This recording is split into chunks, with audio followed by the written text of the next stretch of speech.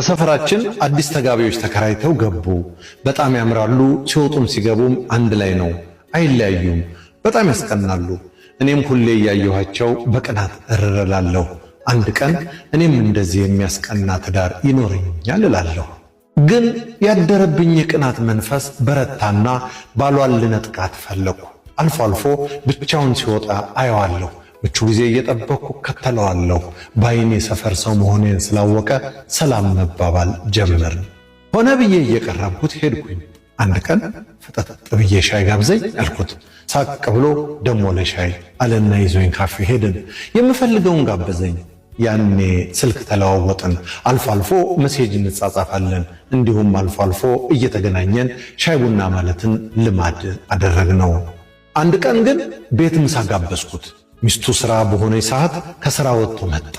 ምሳ በላን፣ ቡና ጠጣን። ዓላማ የነበርና እንድንተኛ ባበልኩት። አብረን ተኛን። ከዛ በቃ እየደጋገመ መምጣት ጀመረ። ቤቱ መሄድ ሁሉ እየደበረው መጣ። ግን ባለትዳር ነውና የግዱን ይሄዳል። በዚህ መሃል ሚስቱ አወቀችብን። አበደች። ጠየቀችው። አዎ ወድጃታለሁ አላት። እኔ ጋር መጣች። ጠየቀችኝ። አዎ ወደዋለሁ፣ ከመጣ አቀብለዋለሁ፣ አንቺን ከመረጠም ሚስቱ ነሽና እኔ ችግር የለብኝም አልኳት። ዋናው መጣላታቸውን ሳይ ቅናት የቀዘቀዘ እፎ ያልኩኝ። እሱ ግን በቃ ከሷ እኔን መረጠ። እኔ ጋር ማደር ሁሉ ጀመረ። አንድ ቀን ሚስቱ መጣችና ደብዳቤ ወርውራልኝ ወጣች። ቤቷ ሄዳም ራሷን አጠፋች። ደብዳቤው እንዲህ ይላል። ባሌን ወድጄውና አፍቅሬው ሳገባው በዚህ ሕይወት ከሱ ውጭ ሌላ ሰው ላላውቅና ላልመኝ በፈጣሪ ፊት ቃል ገብቻለሁ። ያን ቃሌን አክብሬ ነበር።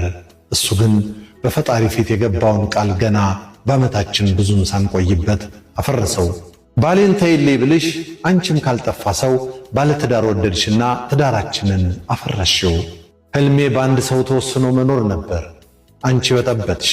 በሕይወት ዘመንሽ አልቅሰሽ የማትፈችው መከራ ይውረስሽ። የምትወልጂው አይባረክልሽ። መልካም የተባለ ነገር ሁሉ ይራቅሽ። ሌላም ብዙ እርግማን የያዘ ደብዳቤ ነበር። ስድብ ስለሆነ ምንም አልመሰለኝም ነበር። በጊዜው ወጣትነት ማስተዋልን ስለሚያሳጣ የማገናዘብ አቅሜ አናሳ ነበር።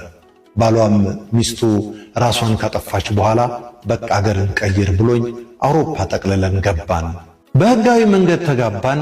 የመጀመሪያ ልጄን ስወልድ ፓራላይዝድ የማትንቀሳቀስ ሆነችብኝ። ደነገጥን፣ አዘን፣ ሌላ ደገምን። እሷም የአእምሮ ዝግመት ተጠቂ ሆና ተወለደች። ያኔ ነው የድሮ የባሌ ሚስትን እርግማኗ ትዝ ያለን። ሌላ ልጅ መድገም ፈራን፣ ተጨነቅን።